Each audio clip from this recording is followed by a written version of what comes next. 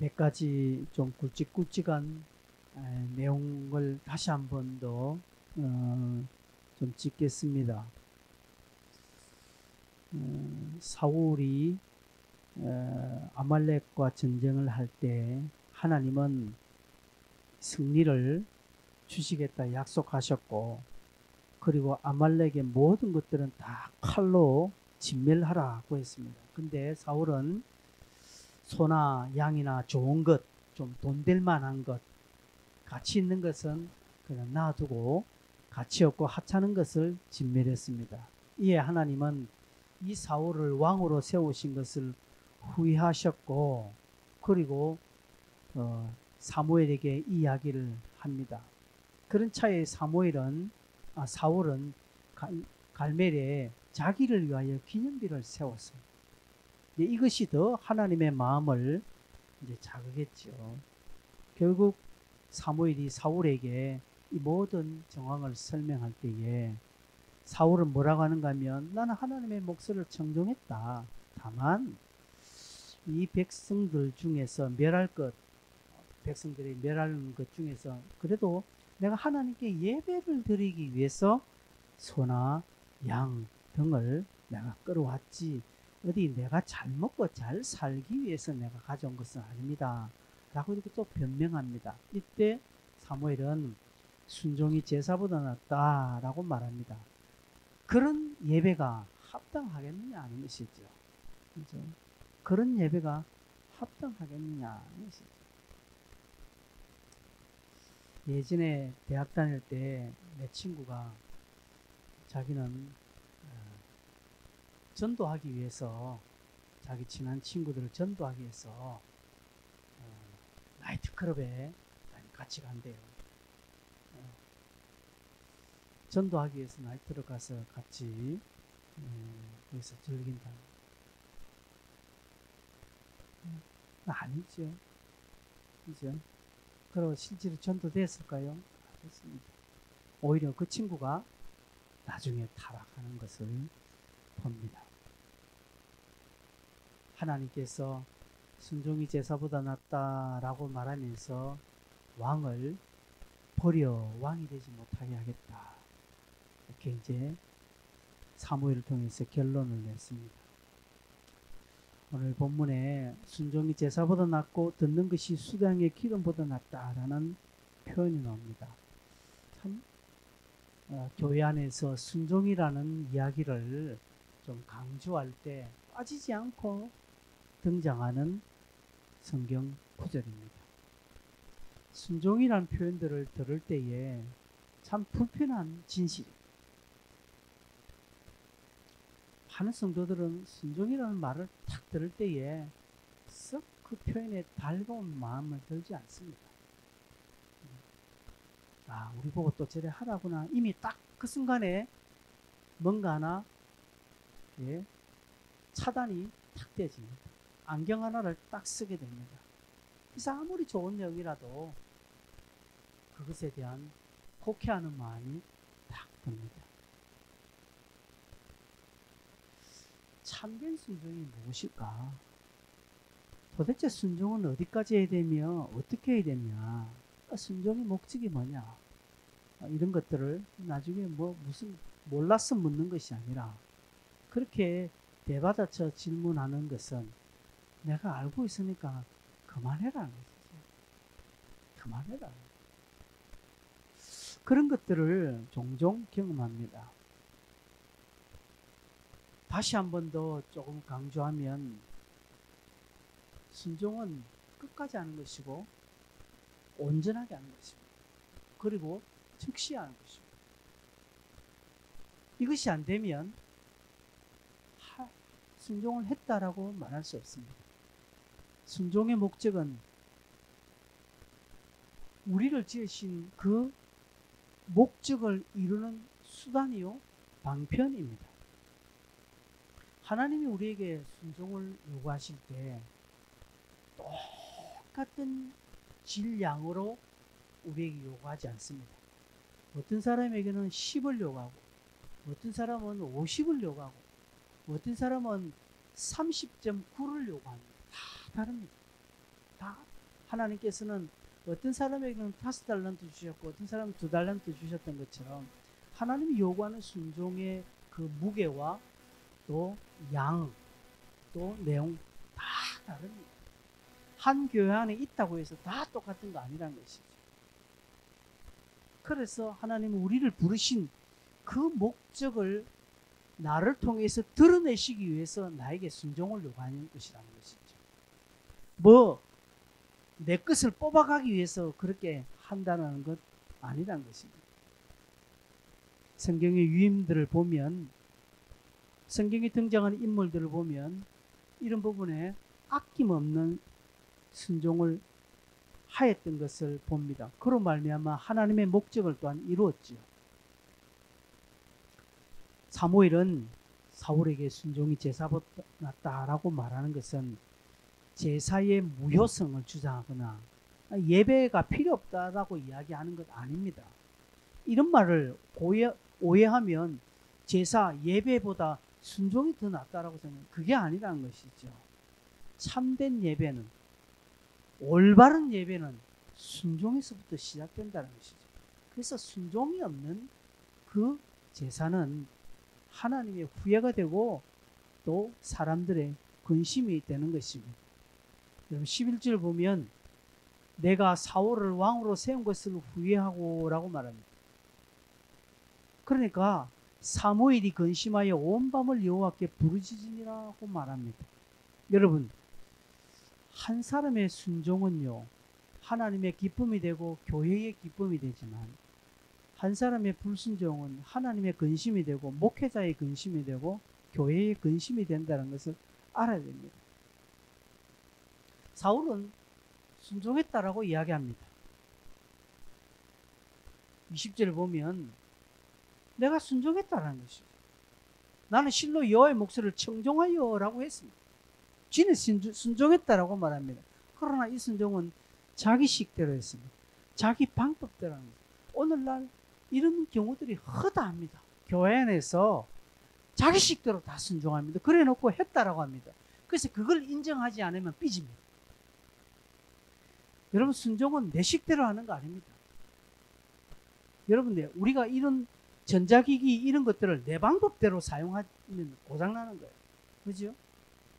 휴대폰을 망치로 사용하는 사람 아무도 없습니다. 아무리 내가 여기에 좀 못을 박아야 되는데 뭐 망치가 없다고 해서 내가 휴대폰으로 망치질 하지 않습니다. 자기 식대로 하는 사람 많다라는 것이죠. 이런 순종은요 정말 골치 아픕니다. 여러분 멈추어진 시계는 하루에 2번은 맞습니다. 그러나 고장난 시계는 한 번도 안 맞습니다. 이걸 아셔야 합니다. 아예 고장나서 멈춘 것은요 그래도 2번이나 딱 맞죠. 그러나 지식대로 돌아가는 고장난 거는요 한 번도 안 맞다는 사실.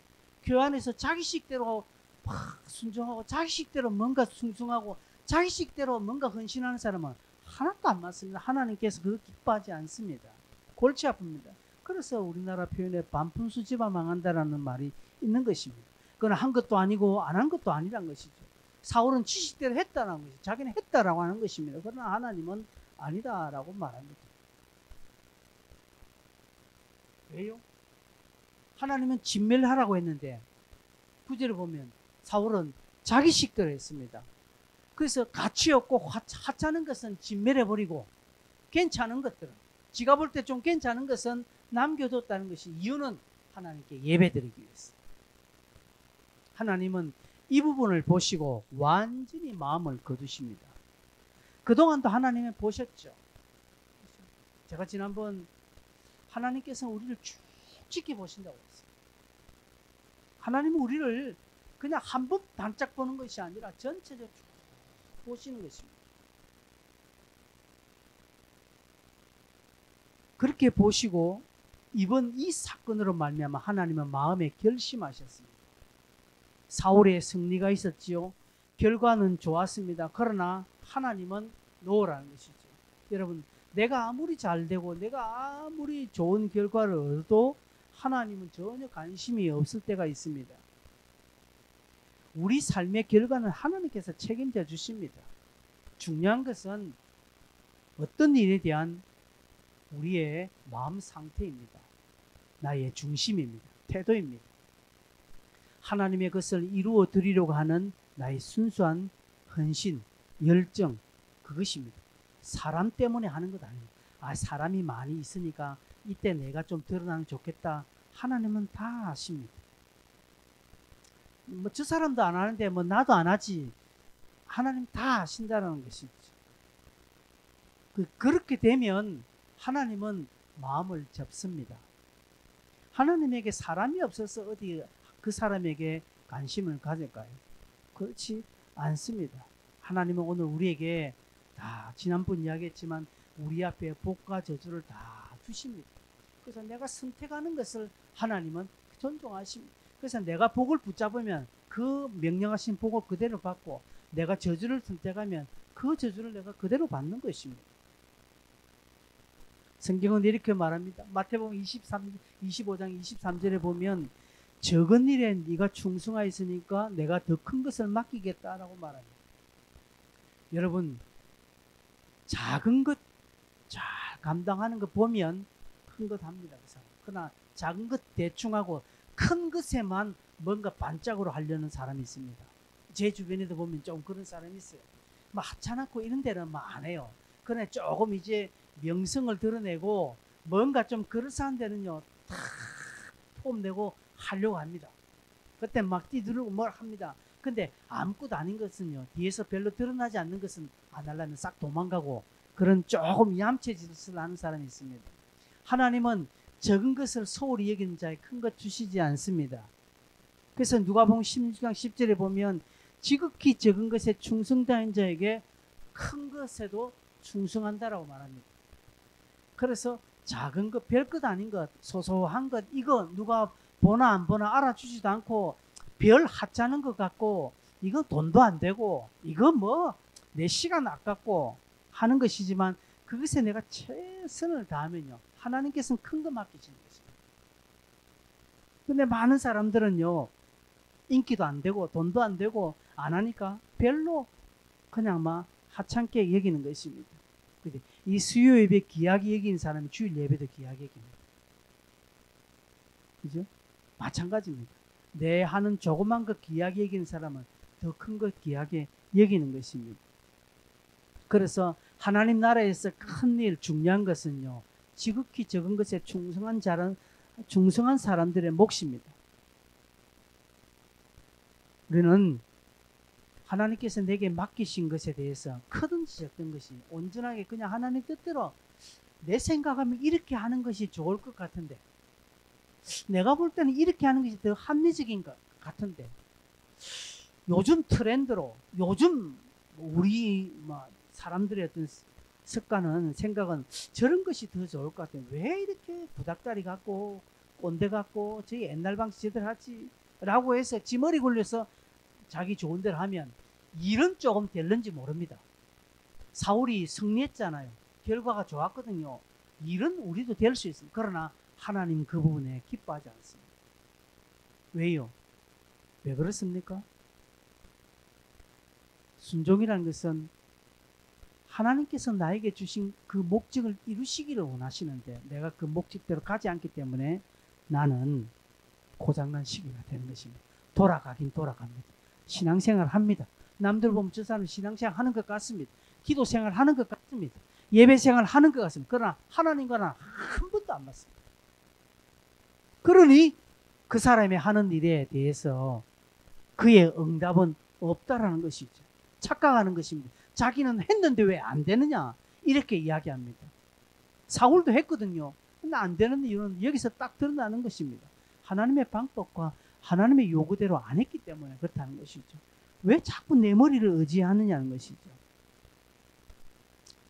12절에 보면 사울이 이렇게 말합니다. 자기를 위하여 또 기념비를 세웠다라고 말합니다. 결국 이 사울의 순종은요 자기를 위한 것입니다. 하나님을 위하여서 하는 것이 아니란 것이죠. 이 전쟁에 대해서 승리했다면 여기에 하나님을 위하여 기념비를 세워야 되는데 자기를 위하여 기념비를 세웠다는 표현이 딱 나오지 않습니까? 그죠? 자기를 위하여. 전쟁의 승리에 대한 감사의 고백이 없습니다. 그죠? 자기 자신, 백성들의 어떤 이목만 생각한다는 것이죠. 우리 성도들이 하나 알아낼 것은 내 생각대로 일이 잘 된다고 해서 다 좋은 것이 아닙니다. 그것은 하나님의 뜻과 정반대로 가는 일일 수도 있습니다. 반대로 내 뜻대로 안 되고 내가 계획한 대로 안 되고 자꾸 어긋나는 그런 일이 있어서 성도는 낙심할 이유가 없습니다. 왜? 하나님의 뜻대로 가는 길일 수 있기 때문에 그렇습니다. 중요한 것은 어떤 상황에서 잘 되든지 안 되든지 그런 상황에서 항상 자기 자신을 하나님 앞에 낮추고 하나님을 보는 것이 더 중요합니다. 사울이 전쟁에서 승리했으면 하나님께 영광을 돌리고 기념비를 세우고 안 되면 자기 자신을 돌아보고 회개하고 이렇게 돼야 되는데 이 친구는 되든지 안 되든지 하나님 앞에 똑같이 불순종하는 일관된 모습을 볼 수 있습니다. 우리가 어떤 상황에서 그렇게 자신을 돌아보는 것 중요합니다. 또한 사울은요, 사무엘의 충고에 귀를 기울이지 않지요. 순종에 대한 기본적인 개념이 안 잡혀 있는 것입니다. 이런 사람들은요, 남의 충고 안 듣습니다. 절대로 안 듣습니다. 남이 이렇게 지적해도 그 지적 자체를 이해 못합니다. 말이 안 통한다라고 이야기합니다. 아, 참 대화가 안 된다라고 이야기합니다. 그럼 대화가 안 되는 것이 아니라 뭔가 이거는 어떤 이게 개념이 잘못됐기 때문에 충돌하는 것이죠. 그럴 때는 내 개념을 싹 바꿔버리면, 그렇죠? 내 생각의 전환을 좀 바꿔버리면 얼마든지 소통은 일어나는데 안 된다는 것이죠. 간혹 이렇게 젊은 친구들은 좀 이야기하다 보면 역시 세대 차이가 난다, 이야기가 안 된다고 합니다. 그게 이야기가 안 될까요? 막 자기들 생각이 사로잡혀서 어른들의 생각은 고리타분. 이렇게 하면 될 건데 왜 끝까지 이렇게 하지? 역시 어른들은 안 된다라고 이야기하는 아니라는 것입니다. 이런 부분에서 개념을 생각하고 한 번 정도 내 생각을 돌려보고 하면 얼마든지 좋은 길이 일어나는 것입니다. 우리가 이 성경을 보면 사울이 그렇게 잘못했는데 이게 나쁜가? 그죠? 얼마나 이익이 됩니까? 전쟁에도 승리하고 많은 전리품을 얻으면 일거양득인데도 불구하고 하나님께서는 모든 것을 진멸한 건 너무 잔인하게 보이고 너무 손해인 것 같습니다. 그렇게 하면 영 이익이 없는 것 같습니다. 경제적으로도 영 손해인 것 같습니다. 그렇기 때문에 하나님은 잘못했다고 하는 것이죠. 오늘 이런 것들이 많습니다. 그래서 기본적으로 순종이 잘 안 되는 사람은요, 남 충고, 남의 권면도 잘 안 듣는다라는 것입니다. 이것은 쉽게 증명이 됩니다. 그러나 기본적으로 순종의 자세가 딱 돼 있는 사람은요, 이야기를 잘 들어요. 보면 저도 이거 가볍게 이렇게 쉽게 경험합니다. 그죠? 순종의 자세가 딱 된 사람은 이야기하면 들어요. 근데 순종의 자세가 안 된 사람은 이야기하면 튕겨 나옵니다. 겉으로는 듣는 척 하지만 탁 튕겨 나오는 것을 쉽게 경험합니다. 여러분, 때로는 순종이 내 생각과 전혀 다른 것에서 다가올 수 있습니다. 내가 원하는 방법이 아닌 것으로 다가올 수 있습니다. 이럴 때 그것이 좋았어, 그것이 어떻게 내 마음에 들었어, 막 그게 기쁨이 충만해서 하는 것 아닙니다. 아니지만 감당하는 그 명령이기 때문에. 대표적인 인물로 아브라함을 보십시오. 하나님이 이삭을 바치라고 합니다. 이게 대체 말입니까? 이게 대체 하나님의 명령이, 하나님이니까 하나님의 명령이지만 이게 대체 우리가 생각하면 이게 말도 안 되는 분부예요. 그렇게 어렵게 해서 이삭을 주셨는데, 이삭 다시 내놔라, 이삭을 바치라, 이건 인간적으로 생각할 수 없는 것입니다. 근데 아브라함이 순종합니다. 아브라함의 하나님의 명령이 기뻤어? 아브라함이 그 하나님의 명령이 자기 마음과 똑같았어? 그래서 했을까요? 아니라는 것이죠. 아브라함은 뭐 보았습니까? 자기의 마음은 기쁘지 않고 자기의 마음과 맞지 않고 자기의 상황과 자기의 어떤 기본적인 생각과 자신의 가치와 자신의 신념과 자신의 전혀 달랐지만 하나님의 명령이니까 순종하는 거예요. 그것입니다. 다른 이유 없습니다. 하나님이 우리가 이유가 되는 것이지 조건이 이유가 되는 것 아닙니다. 많은 사람들은 내용의 조건을 보고 내가 순종하든지 안 하든지 합니다. 이거 옳은 자세 아닙니다. 하나님이 이유가 됩니다. 여러분, 하나님이 나의 이유가 되어야 되지 상황과 형편 조건이 이유되면 성경 신앙생활 못합니다. 전적으로 못합니다. 아무것도 못합니다. 믿음 생활 못합니다. 그러나 예수가 나의 이유고 하나님이 이유가 되면 나머지는 다 풀리게 되어 있는 것입니다. 아브라함은 그렇게 순종했지만 자기를 이기고 순종했지만 사울은 자기를 이기지 못하고 불순종합니다. 결국 사울을 향한 하나님의 후회, 사무엘의 근심, 결과 하나님은 사울을 왕위에서 폐하시게 되는 겁니다. 조금 전에 설명했습니다. 물건을 조립할 때에 가정에서 어떤 물건들을 조립할 때 있을 때 그 조립의 방법대로 조립해야 물건이 딱 제대로 서지 지 맘대로 막 조립하고 거꾸로 하면 물건의 형체, 물건의 그 기능을 온전히 할 수 없지 않습니까? 마찬가지입니다. 성도는 때로는 이 조건과 상황과 형편이 나하고 전혀 맞지 않지만 하나님이 이유시니까 하나님대로 이해하면 나중에 하나님께서 결과를 일으켜 주신다는 것이죠. 이제 이런 경험들을 우리가 안 하니까, 이런 믿음 생활의 기쁨을 한번 경험하지 못하니까 신앙생활, 너무 신앙생활은 힘든 거예요. 그런 사람들이 신앙생활 힘들다 합니다.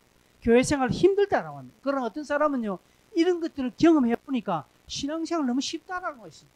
이런 것을 경험해 보니까 믿음 생활이 너무 편하다는 것이죠. 무슨 차이입니까? 차이는 내 생각의 전환에 있습니다. 아, 하나님이 이해다. 때로는 내가 이해 못하고 내하고 전혀 달라도 내가 그냥 믿음으로 그 부분을 순종하면 결과는 하나님 책임져 주신다. 내가 뭐 어떻게 내 힘으로 하는 게 뭐, 우리가 다 여러분의 힘으로 할 수 있는 게 뭐 어디 있습니까? 그지? 지난주에 내가 하진이 이야기했지만 쥐 힘으로 하는 게 뭐예요? 뉴스에도 났더라고요. 보니까 중국어 교사 임용 티오가 안 떠가니까 막 지금 이 부분에 전공하는 학생들의 청와대 막 청원까지 요구한다고. 내 뜻대로 안 돼. 내가 아무리 잘한들, 그죠? 딱 상황이 되면 안 되는 거예요. 그러나 하나님이 열어주셔야 됩니다. 그러기에 하나님이 이유가 되고 하나님 앞에 나와야 되고 하나님에 붙들어야 되는, 하나님의 길을 열어주셔야 되는 것입니다. 그래서 오늘 마지막으로 정말 우리는 하나님의 그 명령 안에서, 하나님의 뜻 안에서 다시 한 번 더 나의 환경, 내 가치, 내 신념, 내 마음 따라가는 게 아니라 때로는 불합리하고 때로는 뭔가 이해 안 되고 이게 도대체 미친 짓 아니가, 이게 무슨 이 경제적인 논리나 이 상식적으로도 맞지 않다라고 생각할지라도 하나님이 그렇게 하시라면 예, 할 때 역사는 시작되는 것입니다. 유명한 성 프란시스코에게 두 명의 제자가 찾아왔습니다. 제자가 되려고 하는 두 명이 찾아왔습니다. 그래서 이 두 청년이 선생님 저희들을 제자로 받아주십시오 라고 하니까 성 프란시스코 이들에게 배추를 한 포기씩 주면서 배추를 땅에 심때 그 뿌리 부분을 하늘로 향하고 배추 이파리를 땅으로 해서 심어라 이렇게 이야기했는데 그 두 사람이 가서 한 사람은 그냥 그대로 심었고 한 사람은 우리 선생님 조금 설명을 잘못했지 않나, 뿌리가 땅에 심겨야 되고 배추 이파리는 하늘로 나와야지 이래 잘하지. 아마 설명을 잘못하신 것 같아 생각해서 자기 식대로 바르게 심었어요. 그래서 이제 두 사람이 와서 이제 보고하고 샌프란시스코 보니까 자기 말대로 그 배추 잎을 땅으로 심고 뿌리를 바깥으로 하늘로 나온 그 친구에게 자네는 내 제자가 될 수 있다는 거죠. 그 옆에 있는 친구는 왜 내는 안 됩니까? 자네는 자기 식대로 잘하고 있으니까 굳이 내 제자가 될 필요 없다는 거예요. 그래, 맞다. 뿌리가 땅으로 가고 잎이 바깥으로 오는 건 맞다. 그게 합리적인 맞다. 자네는 잘하고 있으니까 그렇게 하면 잘하면 되니까 굳이 내 제자가 될 필요 없다 라고 하면서 돌려보냈다고 합니다. 그럼 무슨 말을 합니까? 우리가 예수의 제자가 되겠다 하면서 예수님의 제자가 되겠다라고 말하면서 돌아서서는 내 식대로 다 하면 제자의 의미가 없습니다.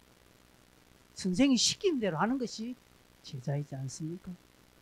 그런 제자의 삶을 우리가 순종으로 살아서 하나님을 근심케 하지 말고 하나님의 뜻을 날마다 기쁘게 하는 그런 우리가 되었으면 합니다. 549장을 찬송하겠습니다.